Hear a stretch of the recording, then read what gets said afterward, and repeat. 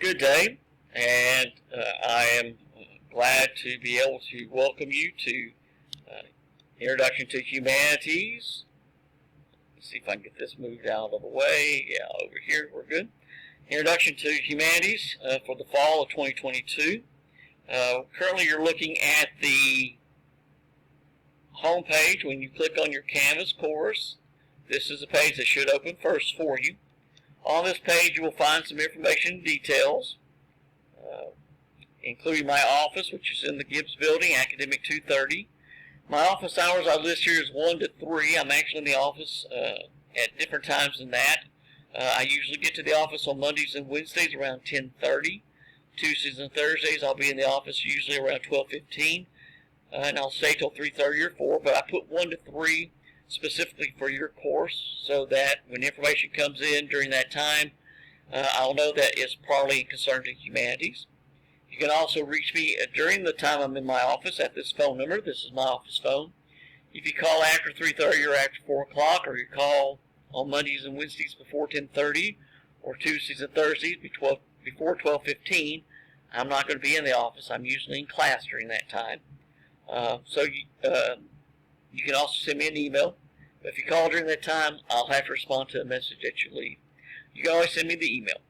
When you look at this page, you have here listed the modules, and you can click on these. Notice when I do so, that clicking on this, that it goes to the Start Here modules, but this word modules over on the left-hand side goes to dark. You can actually just click on these to the left, and it'll open up the same situation. The same page will open here for you. On this, you'll find different information about the course. I also have for you a handout that the school made available, which I find very beneficial for you. That lists some details, such as where to go for help on campus, if you need help regarding requesting a transcript, registrar's office in the administration building, the phone number.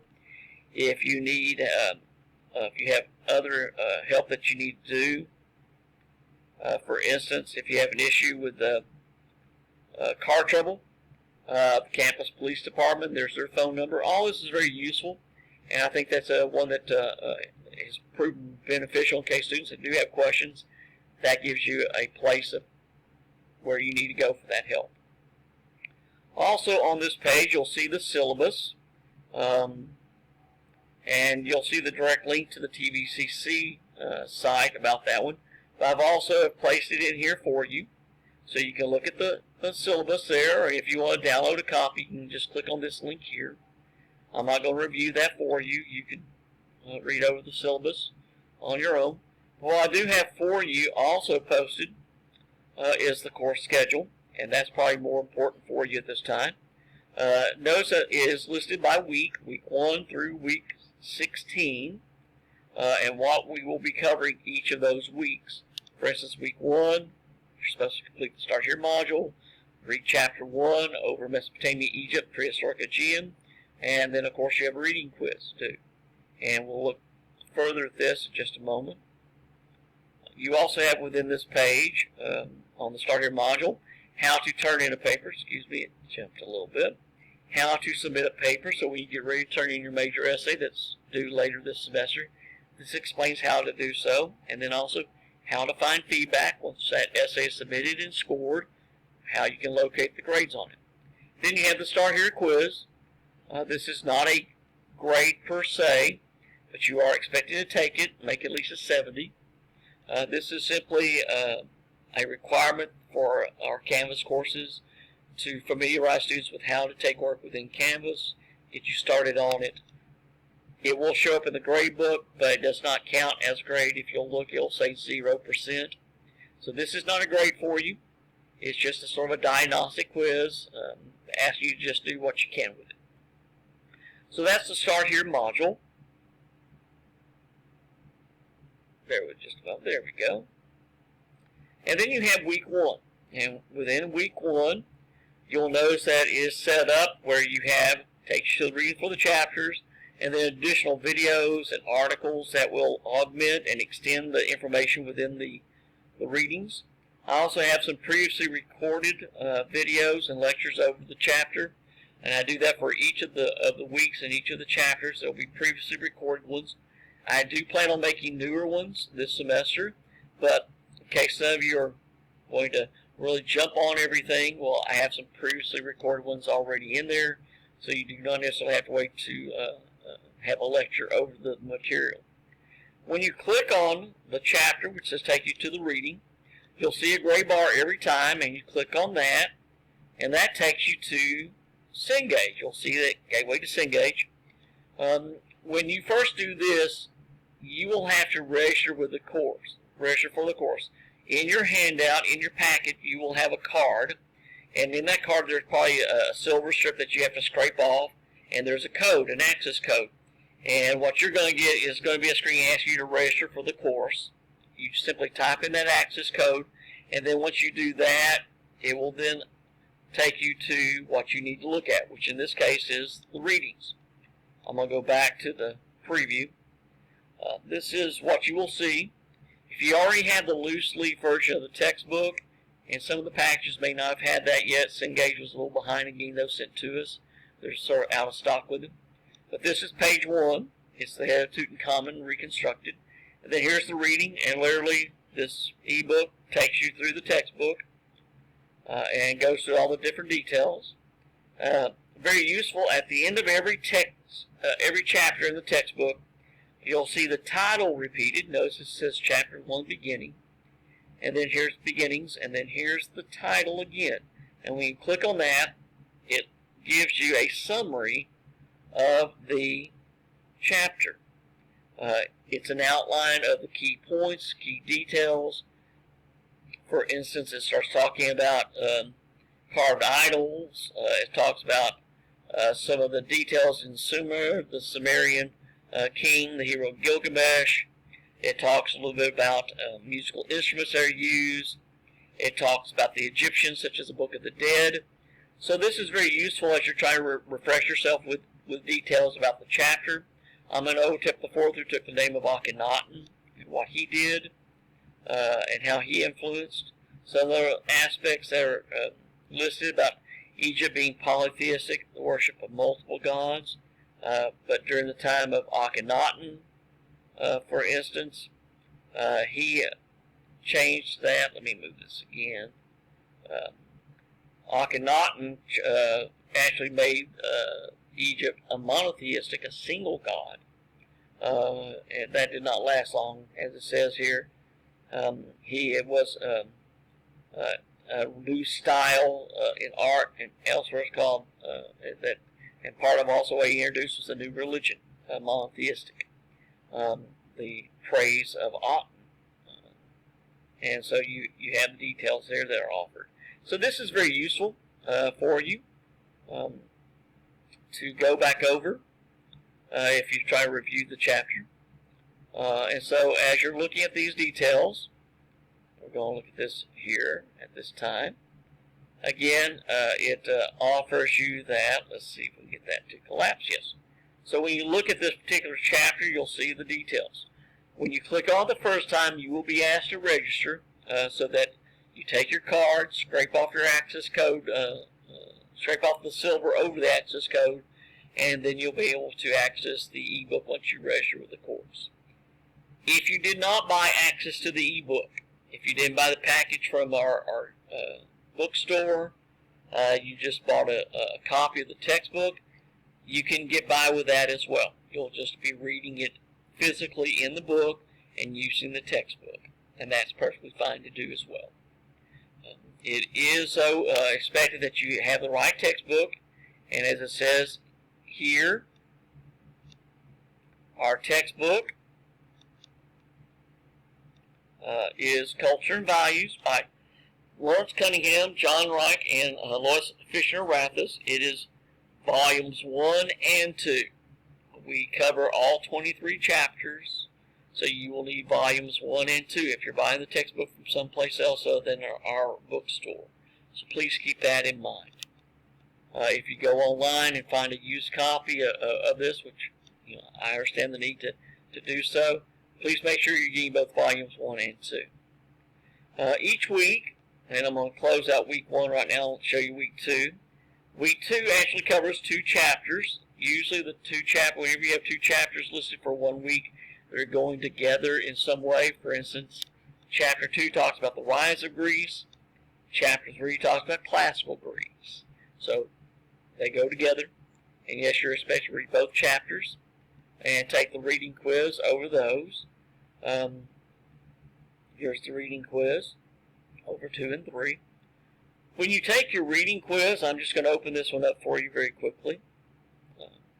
It's very simple. There are 20 questions or multiple choice. You have 40 minutes. That's 2 minutes per question.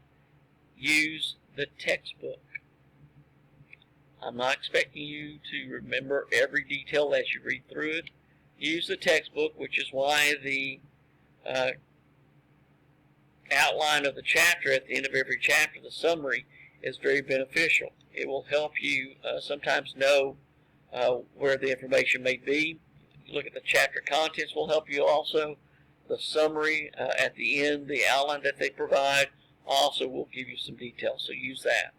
So each week you go through different chapters, and again, in the Start Here module, it shows you on the course outline what you do per week, and it will tell you again, reading quiz over chapter 2 and 3 at the end of week 2, reading quiz over chapter 4 at the end of week 3, and then by the end of week 4, when you're covering chapters 5, you have an exam over chapters 1 through 4. The exams are located in their own module. I didn't embed them within another module. Rather, you will see down here, chapter 11 opened for some reason. But you will see the exams in their own module, and there's chapter 1. And when you click on it, again, it tells you what it's going to cover, that you have 90 minutes. You're taking it online. You have multiple choice questions and short answer paragraph style questions, paragraph style response questions, so that you're asked to answer those as well.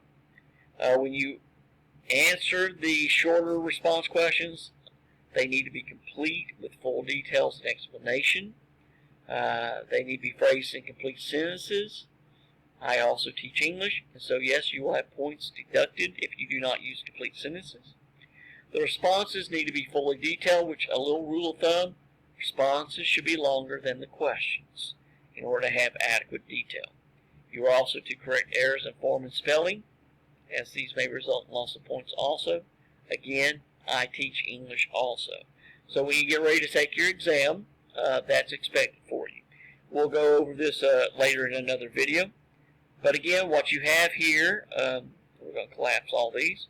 The course is laid out by week, so that literally as you go week by week through the semester, you're encountering the information. Each chapter, we'll go back to 2, has additional information from the readings.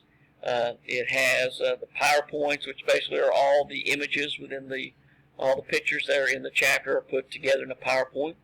I also have links to other sources, other additional details to augment and to extend details covered in the chapter, or offer you information not covered in the chapter, because again, the textbook cannot cover everything necessarily. It may just make a brief reference and not go into detail.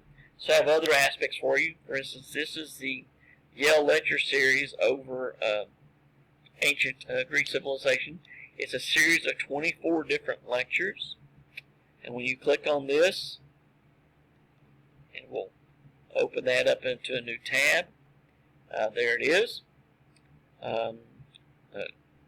Dr. Kagan was the one who presents this series, and literally it has a number of episodes. You click on the sessions here, and you'll see that there are 24 of them.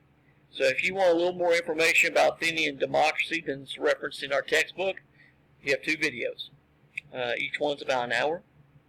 If you want to know a little bit more about the Peloponnesian War, the city-states as they warred against each other, well, you have the first Peloponnesian War and the second one covered in 2 separate videos, so a total of 4 hours over that one. So again, something to look at and to think about if you want additional information. I do try to provide some of that for you.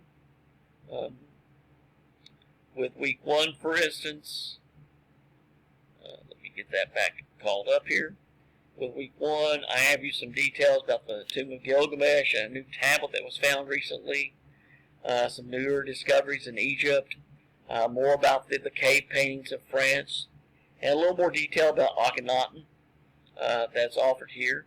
And yes, you'll see this one is spelled with an E-N. You'll sometimes see it more often with an O-N, but it just varies, depends on who's doing it and who's spelling. You'll see this one is E-N, so it gives you some more detail about him. I'd referenced him earlier. And so you have some additional details that's offered for you. Every chapter will have some of these links.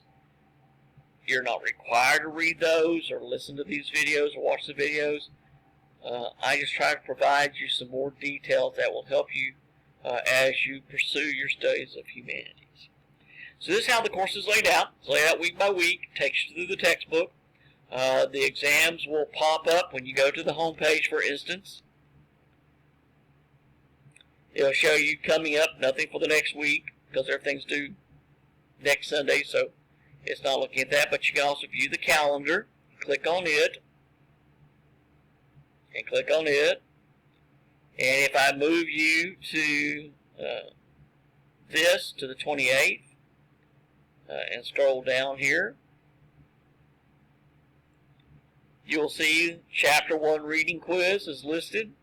And if you click on it, it'll tell you about this one. And then if you click on this, it'll take you directly to it. Same thing with the Start Here quiz. Tells you about it. And if you click on this, it takes you directly to the Start Here quiz. So the calendar is always very useful to look at.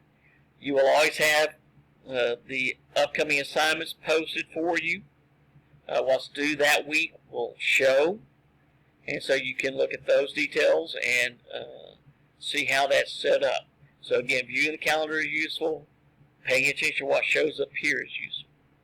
So again, I'm looking forward to a good time in humanities. I always enjoy teaching the course. I will be posting newer videos, but until that time, there are previously recorded discussions of every chapter listed for you to look at and watch in case you want to. You have quite a bit to go through as we're covering. Chapter 1 takes you from about 40,000 BCE to about 1400 BCE, so we cover quite a bit. Again, I'm looking forward to a good semester, and I hope to hear from you soon. And if you have any questions, of course, you can always let me know.